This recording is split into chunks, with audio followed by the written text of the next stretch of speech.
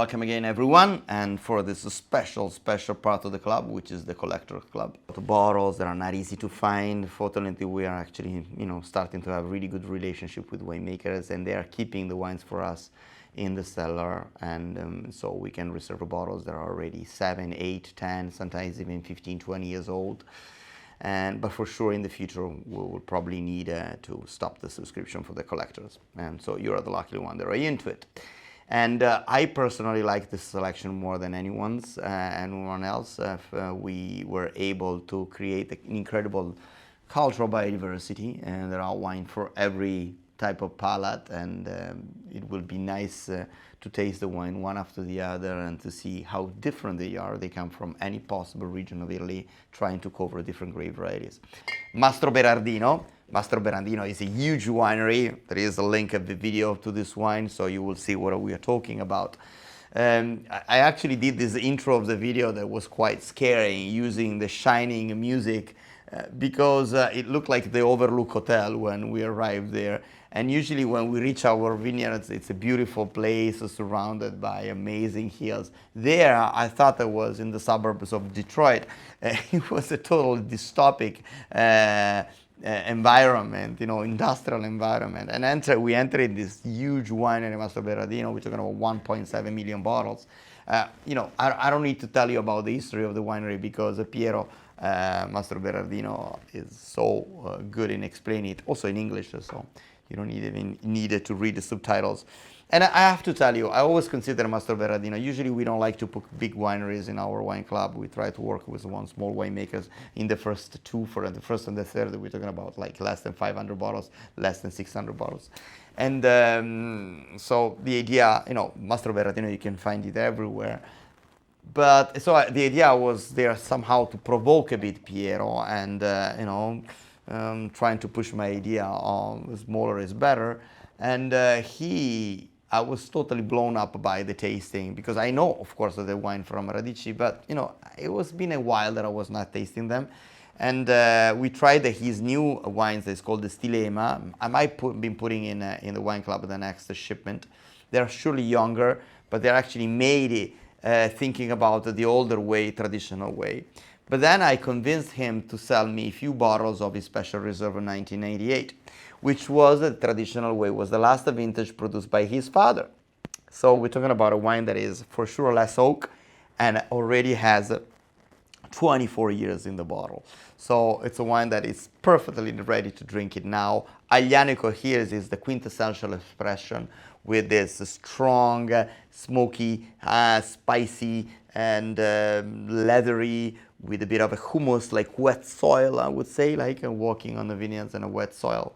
And it's an astonishing wine. I know that this name is easy to find in the wine shops all over the world. 98 maybe not as easy to find, and I don't know at which price. I think this is a bottle that in a restaurant in New York you might find for $250 or $300, and of course here is less pricey. We're gonna go now to this beautiful wine. It's called Perillo. We have another TAURASI Aglianico, and it will be nice if you want to open in one night the two, because this is the big producer and the small producer. Again, this is another special bottle that has been aged in the cellar and released from the winemaker only 3 months ago. So we're talking about a 2005, 18 years of an incredible wine that was kept there just for us. So you better like it, I would say. Perillo is a completely different story from MASTROBERARDINO, because we're talking about 3,000 bottles, 4,000 bottles to produce. Of this specific wine here, I think it's not more than 400 bottles. Think about the effort of a small winemaker that is able to keep these 300 bottles, 400 bottles in the cellar, not selling it, resisting to, people that want to buy it for more than 18 years. 18 years is a lot, it's almost a lifetime if you think about it. You would not, maybe when you start this project, you don't even know if you're going to see the end of it. And so I like it's moving how some of these winemakers are investing their time with a perception of time that is different from us. I don't even know what I'm going to do tomorrow night, and I freak out if they ask me to organize a holiday this summer. And these guys were actually planning their life for the next 17 years. Comparing to this one here, I would say that this will be slightly more richer and slightly a bit more tannic because of the youth of it and also because of the structure. I don't know which one is better. This is not a challenge. It will be really nice for you to open both of the wines. I would say the pairing will be similar. Maybe we'll go this bit more pork chops and a wild boar, something with a bit more fat to compensate the tannins. But, you know, two beautiful masterpieces. That is kind of an homage of Aglianico. Everyone is spoken about Aglianico, but not a lot of people knows exactly what Aglianico is. I know you can find this bottle almost in every supermarket nowadays, even if it is an expensive bottle. Well, the price could be from 120 to 250 euros, more or less, depends where you find it. And so what makes it, does it make sense to put a Dom Perignon or a Krug in a selection? And but first, we already have it at home like this. You don't have to go down to the shop. But, you know, the idea is to think about how and why I select a certain kind of wines. So it would be nicer to compare this one here and here, because they stay both of them 10 years in its own yeast. This is a blend of different grape varieties, of course. I give you a couple of tips also. All the technical information of this wine, there is an ID number. You go to the Krug site, you write the design ID number, and it tells you everything. And 169, and from 167, 168, and 169 Cuvée, I think the Krug went back fortunately to the older style. The older style is before Krug was bought by Louis Vuitton Moet Hennessy, in which, in my opinion, they started to change a bit the style, also due to the fact that they had a series of warm vintage like 2000 and 2003. And I don't know, the idea that Krug usually had like a slightly higher acidity was perceived to be a wine different. There is champagne, and then there is Krug, that's what we used to say. It is surely my favorite champagne, has always been, and it's a kind of an homage of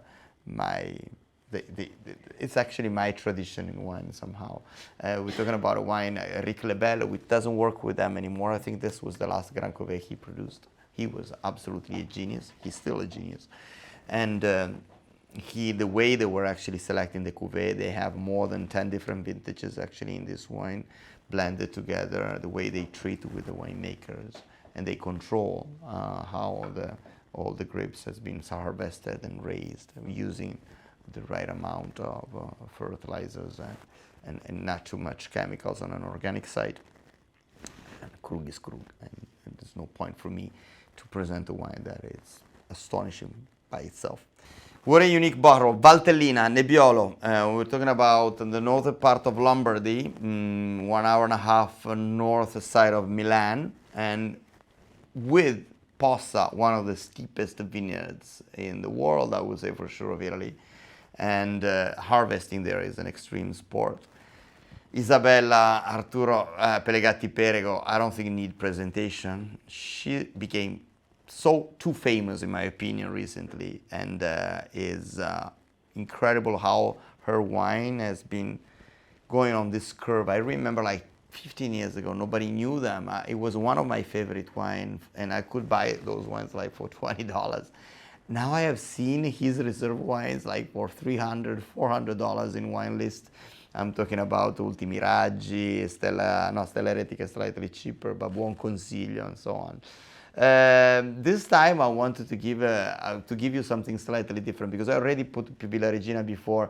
But then I asked her if she could give me some, because she'd been putting on the side a 1999 special reserve of Pettirosso, which is not the Cru one, you know? It is a Cru, but it's not the Cru like the Buon Consiglio. So it's technically, this wine, when it's younger, is slightly cheaper, still expensive, slightly cheaper. But then she thought that there was a great potential in that vintage. 99 was an astonished vintage in Valtellina. I also remember the 97 Roche Rosse, which was an incredible, still it is an incredible wine. So we're talking about, I call it the female version of the Barolo. Female in a sense of more elegance. Yeah, more elegance. I would stick there. And the wine is persistent, resilient. It's not loud. It doesn't shout. It's not a wine that shouts. It stays there it's able to convince you in a softer way. I don't want to sound sexist, or we can call female. You can call it the way you want, but it's a wine that if you want to understand what does it mean elegance without being bold, that's a perfect example. This goes with some raw meat perfectly. We'll go with some delicate prosciutto like jabugo, for example, like pata negra, a Spanish one. Usually, I don't like to match pata negra or Spanish black pork with Nebbiolo, because Nebbiolo is a bit tannic, but in this case it's actually lower tanning, and it could be a perfect matching, and great privilege because this bottle technically doesn't exist on the market. EMIDIO.PE.PE is an historical producer in Abruzzo, southeast of Rome, on the other side of the sea, the Adriatico. Valentini and EMIDIO.PE.PE, they are two of the historical producers of that area. We're talking about families that are producing wine for more than 400 and 600 years, and 500 years. And usually when you have all this generation, you develop a sensitivity to time and wine production that is different from other winemakers. And EMIDIO.PE.PE is one of the few that allows you also, if you know him properly, to buy some old vintages. Some of the EMIDIO.PE.PE nowadays are sold in wine restaurants for $300, $400, $500. Prices going up and up and up, following the prices of Valentini. Comparing to Valentini, I would say EMIDIO.PE.PE is slightly more rough in a nice way. We're talking about two grape varieties that are surely not conceived or perceived as elegant grape variety. We always perceive Trebbiano as a grape variety that is kind of a neutral, doesn't have, for example, in France, they don't even make wine with Trebbiano, Ugni Blanc, they make cognac. And the Montepulciano is a grape variety that tend to have this ink flavor, high concentration, the opposite of a Pinot Noir, the opposite of a Nebbiolo or an Aglianico or an Nerello Mascalese.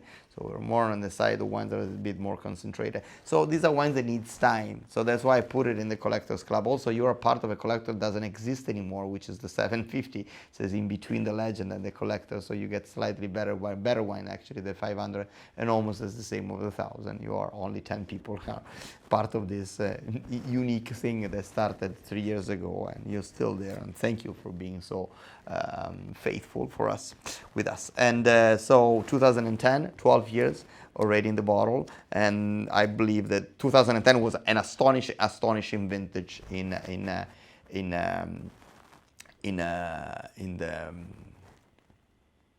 Abruzzo, but I would say astonishing vintage all over Europe, because 2010 was great in Barolo, was great in Montepulciano, was great in Tuscany, in Burgundy, also in Bordeaux. Maybe 2009 better in Bordeaux, but still. So we're talking about wine that I'm pretty sure that can be aged up to 20, 30, 40 years. I had the Montepulciano from Pepe, was 1982. That was still an incredible wine, so 40, 41 years old. The same thing for the Trebbiano. Maybe Trebbiano not as old, but still. And so I don't know. The only thing you have to do is to chill a bit this one here and serve it not too cold, and open these bottles maybe a couple of hours before and drink them slowly. About pairing Trebbiano, in this case we're talking about wine that is really rich with a bit of a barnyard hay, like dry grass, and not a lot of fruit on the nose. It's more about this kind of a smoky flavor that gets into concept of tertial aromas, not primary aromas of the wine. And this is a wine that could go with turkey, it could go with beef, it could go with fish, as long as slightly fat fish, like a good nice codfish with salmon will be great. While this Montepulciano is something a bit more structured, I would say some wild boar, for example. Even pork chops are actually perfect with that. Maybe not the noble part of the pork, the fillet of the pork, more than the ribs, or beef ribs will be great. Something with a bit of a bone, something that you have to. But again, the main character here is not the food, is the wine, so keep it alone with some nice Parmigiano. It's still a great choice. Or a Caciocavallo Podolico, which is a cheese typical from Abruzzo. Hard to find outside of Abruzzo, so I don't know. And now, I'm pretty sure you're going to start to say, what are you talking? Alessandro is putting an Amarone, is one of his collection. He always talk about his tasting, how bad Amarone is, how fake the Amarone is, and so on. I'm a bit more straight. Sometimes I have to shock you when you come to my tasting, because sometimes someone of you It's not your fault because I was exactly like you 10, 15, 10 or 30 years ago. I used to like wines that were rich and bold and sugary and fruity and bold and oaky. And then my palate slightly went to another direction.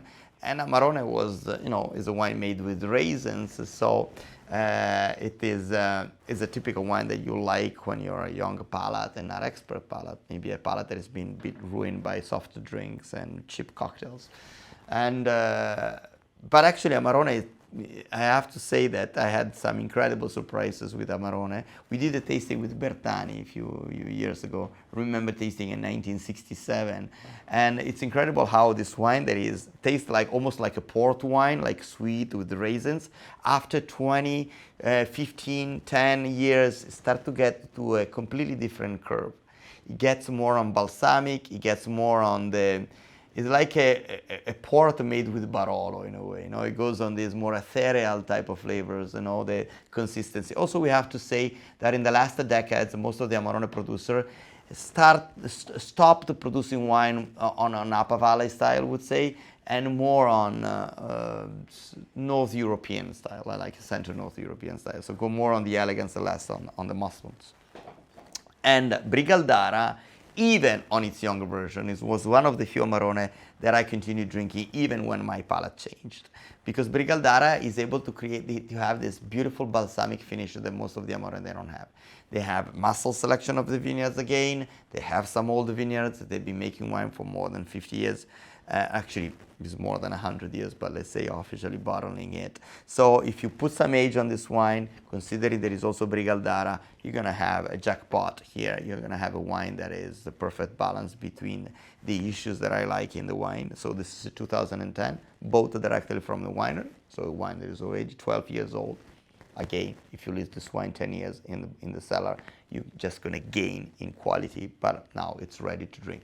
This needs some salty pecorino with a bit of age, or some good salami, or some chorizo will be great. Some chorizo, some spicy salami.